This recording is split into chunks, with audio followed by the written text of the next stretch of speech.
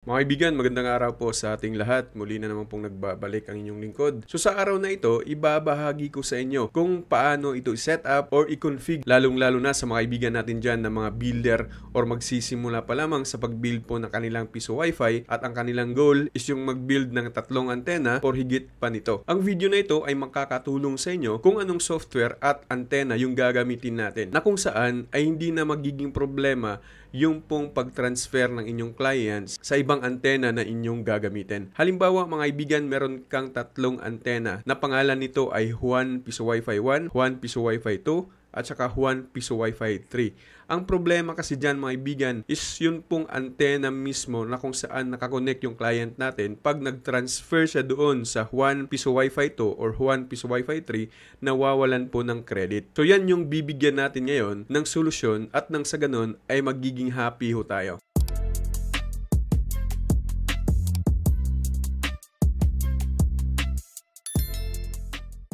Siyempre, bago ang lahat, babatiin ko muna o i-shoutout ko muna ang mga kaibigan natin na nag-join po sa atin pong pa-member, sa atin pong pa-shoutout mga kaibigan. Isa-shoutout ko po si Sir Jel Suelo. Maraming salamat po sir sa pag-stay po sa atin pong YouTube channel. Si Sir Joel, ganun din mga kaibigan, ipasalamatan ko din po si Sir Joel na nag-stay po sa atin pong YouTube channel. At ganoon din po si Sir Orlando, sila po yung mga kaibigan natin na nagstay or matagal-tagal na din po sa atin pong YouTube channel. Again, maraming salamat ho sa inyo at malaking tulong ho talaga sa atin pong YouTube channel ang pagstay po ninyo sa atin pong pa-shoutout. So ito na po yung diagram na ipapakita ko po sa inyo mga kaibigan. So sa nakikita ho ninyo ngayon, ganito po yung setup na binibili po sa atin. Hindi na po tayo gumagamit pa ng Microtech or noon pong mga manageable switch o kung ano man pong gadget na pwede pong magiging VLAN mga kaibigan, ay halimbawa din na lang po ay yun pong 5v5. So yung ginagamit ko ngayon na nakita ninyo sa diagram natin, sa illustration natin, yan po ay switch mga kaibigan na unmanaged po yan. Pero yan po ay gigabit, hanggang 1000 Mbps po yung limit niya. So ito mga kaibigan, babalikan ko lamang po yung atin pong illustration. Meron tayong Vendo dito na naka-VLAN. Meron po siyang 3 antena. Yan po yung tinatawag nila na multi-APs po mga kaibigan or access point. So dito po sa mismong Vendo, di mo na kailangan pa ng USB LAN sapagkat VLAN ho ito. So papunta siya doon sa switch natin at yun naman pong internet ay hindi na siya dadaan doon mismo sa board natin. Kundi pupunta na siya, dito na siya magko-connect sa atin pong switch na ginamit dito. Tapos ito naman po mga kaibigan, yan po yung mga UTP cable natin, yun pong magkakaibang kulay dyan, UTP cable po yan. So ganito lamang po ang kanyang setup. Yung mga switch natin dyan ay papunta po yan dito sa LAN. Or dito sa LAN, papunta yan sa switch natin. Yung pangalawang antena naman, yung LAN niya, papunta din yan sa switch at ganun din po yung pangatlo. So yung PoE, i-explain ko lang po kasi meron po tayong mga kaibigan dyan na baguhan pa lamang. Yung PoE naman ay papunta yan sa antena para mag-power on po yung antena po natin sa PoE mga kaibigan, ang connection niya. Ang problema natin dati mga kaibigan, na kung saan yung client nga po natin, babalikan ko lamang po, halimbawa nag-connect siya sa AP1 or access point 1, tapos nag-transfer siya doon sa access point 2, ay nawawala po ang kanyang time.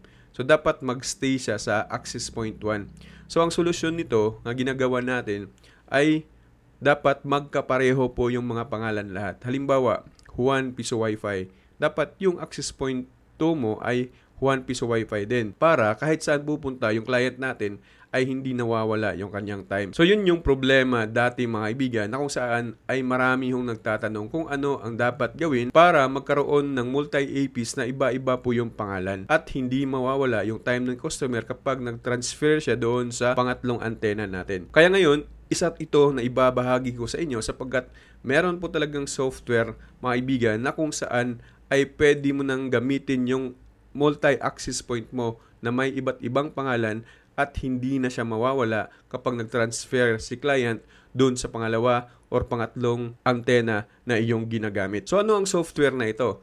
Ang software na ito mga kaibigan ay ang Wi-Fi 5 soft. Kaya ituturo ko din po sa inyo kung paano ito i-config. Papakita ko sa inyo mga kaibigan kung paano ito i-install. Gamit po ang COMFAS 314N at ang unmanaged switch po mga kaibigan. Ipapakita ko din po sa inyo kung paano ito i-set up doon mismo sa admin po ng Wi-Fi 5 soft.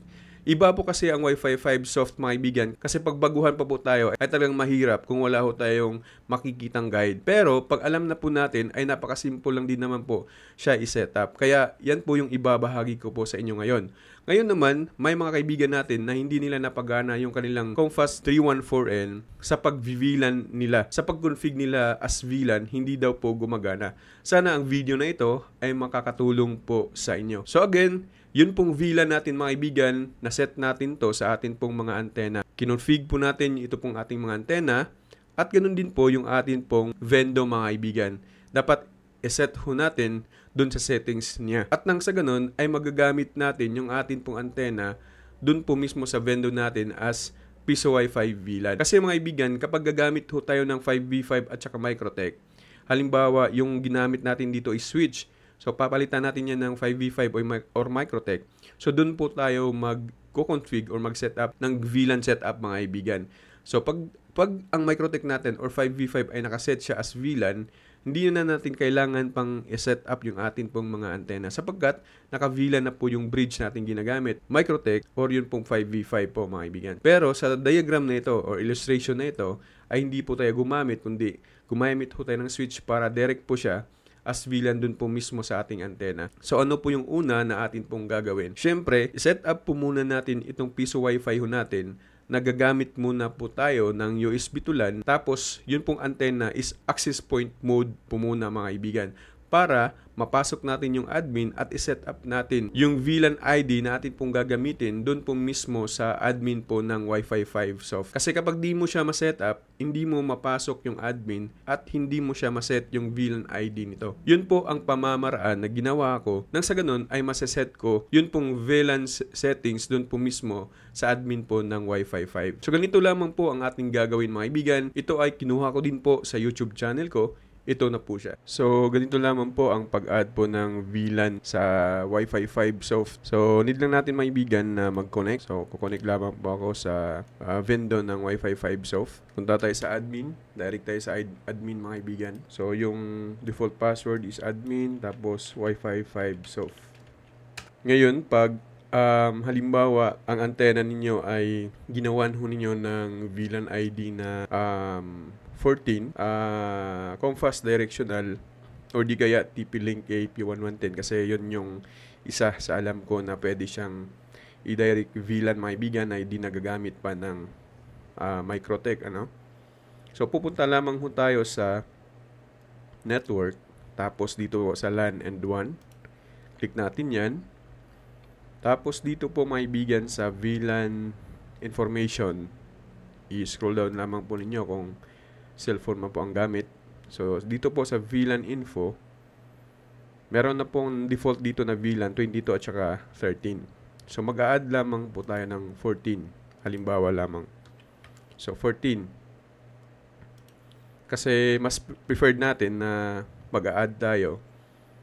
Meron po kasing ibang Vendo na di natin alam na naka-default sa 13, lalong-lalo na LPB o di kaya Piso-Fi. Ito kasi yung default VLAN ng mga software na yan. Kaya gagawa ho tayo ng bagong VLAN 14 para di po sila mag-conflict. So pag nakalagay na po dito mga kaibigan, yun pong VLAN 14 para po sa ating antena, pupunta lamang ho tayo dito sa network, tapos DHCP. Click lamang po yan. So dito mag-a-add lamang ho tayo. Click lamang po ang add. Ayan, automatic mga kaibigan na makita natin dito yung VLAN 14. So, click save at wag po ninyo kalimutan na click apply. Kasi minsan di natin mapapansin na meron pa palang i-click dito na word na apply mga kaibigan. Para ma-save po talaga, yun po atin pong ginawa. So, gaya ho nito, nawala po siya kasi ginawa ho natin na VLAN 14, yun pong Vendo natin. So, isasalpak na natin yung antena na naka-VLAN 14. So, yun, gagana na po mga kaibigan. So, ganun lamang po mga kaibigan, i-set up yun pong VLAN ID natin sa admin. Kung halimbawa mga kaibigan, gumawa ho tayo din ng VLAN 14 doon, ay pwede ho tayo mag-add ng 15, 16, or 17. Depende po yan sa atin. Sa ganitong setup naman, sa diagram, ang ginawa ko dito is VLAN 14. Lahat po ng antena na yan is VLAN 14 po yan. At yung mismong Vendo din ay nag-add ako ng VLAN 14. Yun po ang setup ko na ginawa sa akin pong Piso Wi-Fi. So ngayon naman, ang tanong, paano naman i-config itong Comfast 314N para magamit natin siya as VLAN. Old and new version mga kaibigan ay binago ko po yung firmware ng mga antena na ito at nang sa ganun ay magagamit ko siya as Piso Wi-Fi VLAN at magmamatch siya doon po sa Piso Wi-Fi ng gamit na software ay Wi-Fi 5 Soft. So ganito lamang po ang ating gagawin. Okay, so ngayon, syempre ang gagawin natin una, isaksak ho ninyo yung inyo pong antena. Kung meron na po sa inyo ngayon, yung pong Comfast E314N. Para mas madali po siyang ma-detect mga kaibigan, idiretso nyo po doon po sa mismong antena. Ilagay nyo po yung 1 papunta po sa doon po sa inyong computer or laptop. Okay? So, para mas madali din, dapat yung SSID ay nakikita na po natin yung Comfast 80, makikita na po natin dapat. Bago po natin i-static po yung ating pong, okay, yun po ang ating pong gagawin ngayon. Ito po, nakikita na po natin yung, yung pangalan. So, ngayon, punta po tayo dito sa unidentified network. I-click lamang po yan. At saka pupunta po tayo sa change adapter options. Change adapter options, pupunta lamang po tayo dito sa Ethernet, tapos right click, tapos properties, tapos pupunta lamang po tayo dito sa Internet Protocol version 4. Pagkatapos, click lamang po ng properties. Punta ho natin dito mga kaibigan, i-click lamang po ninyo yung use the following IP address. So ngayon, lalagyan ho natin yung IP address ng 192.168.10 at saka 2. Ayan. So, sundan nyo lamang po mga kaibigan yung atin pong ginagawa. Huwag na po kayong gumawa pa ng inyo pong sariling IP address. Tapos, click lamang po dito sa subnet mask. Pag-click nyo po dyan, yung blanco na yan, automatic po na maglalagay po yung 255.255.255.0. So, dito po sa default gateway, wala na po kayong babaguhin. Pag naganyan na po mga kaibigan, click OK. Tapos, pupunta ho tayo sa atin pong browser. Tapos, i-type po natin yung pong IP address ng Comfast directional na gamit ho natin ngayon. 192.168.10.1. So, ayan. Pag nakita nyo po ay Chinese po yung language, syempre, babaguhin natin ng English po yan kasi hindi po tayo makakaintindi po niyan. So, meron po ditong globe sa right side. Ayan po, kung cellphone man po ang gamit po ninyo, nandyan lang po yan. Ito pong clip art na ito na globe. Click lamang po yan. Tapos, piliin po ninyo yung English. Click lamang yung English. Okay, so ayan. Enter password. Yung default password po nito mga kaibigan ay admin. Small letter lang. Tapos, click ang login. Okay, nagkamali ho tayo. Again, admin. Small letter lang, tapos click po ang login. So, ayan, nakikita ho ninyo, ito pong gamit ho natin ngayon ay new version po ito. Meron na po itong VLAN mode. Ayan, nakikita ho ninyo, meron na po siyang VLAN. Ngayon, kung atin pong imamanual ito mga ibigan, halimbawa, imamanual ho natin, ayan. Tapos, DHCP yung gamit natin.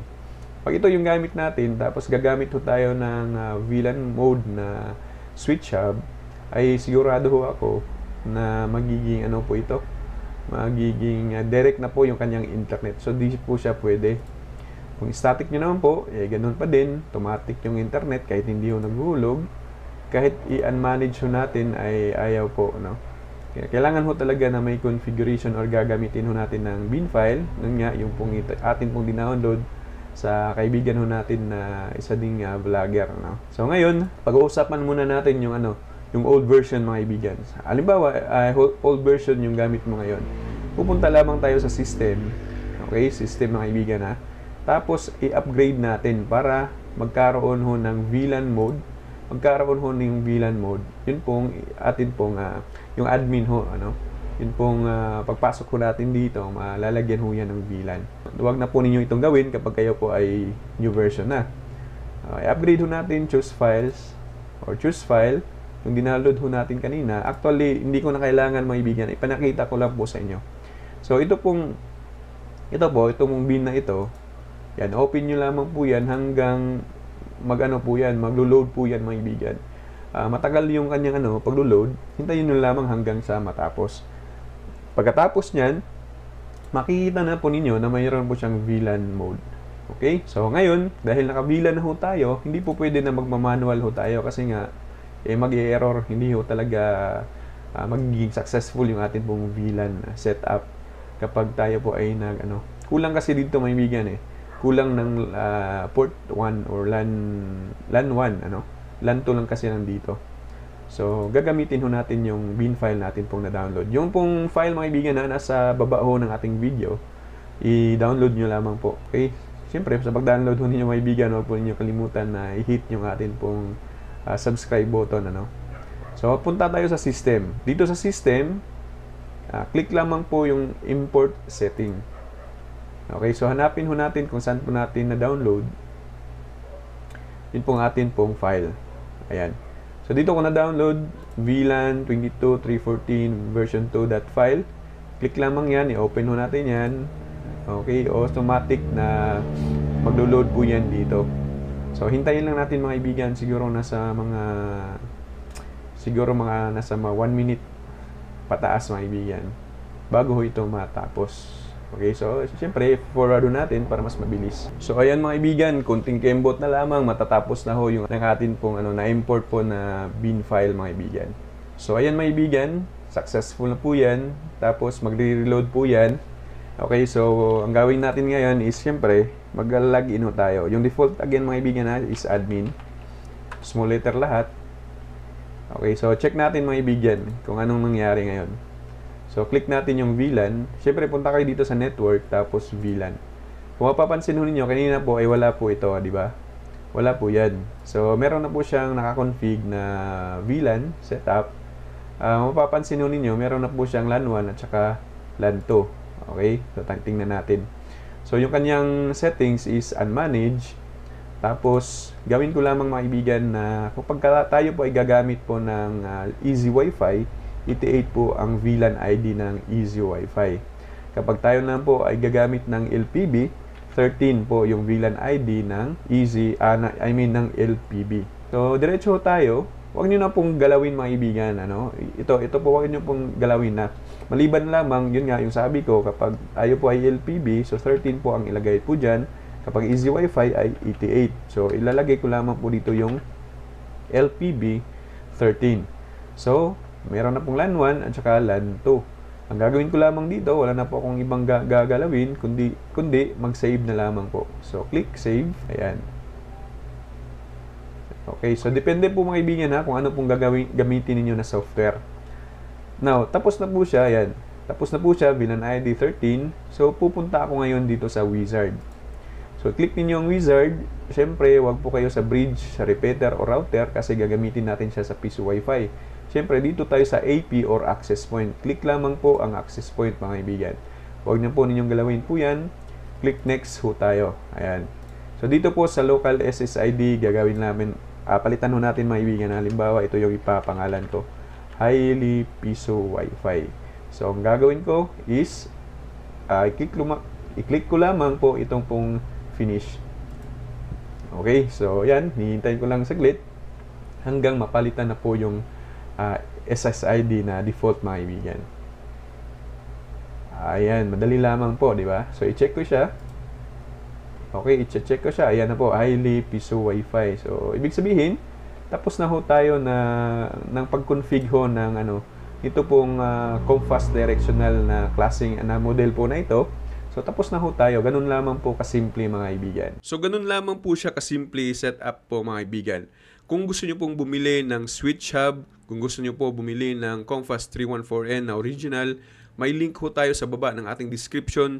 Bisitahin nyo lamang po, i-click po ninyo ang link na yan kasi legit po ang link na yan mga kaibigan. At ganoon din kung kayo po ay baguhan pa lamang sa ating pong YouTube channel, huwag ho nyo kaligtaan na mag-subscribe, mag-like po ng ating video, mag-share po ng ating video mga kaibigan bilang pasasalamat na din po sa ating pong mga video tutorial. At ang pinaka-importante sa lahat, na i-click po ninyo or i-hit po ninyo ang ating pong notification bell at nang sa ganoon ay magiging aware ho kayo sa lahat po ng ating pong bagong video na i-upload. Again, magandang araw po sa ating lahat and God bless us all.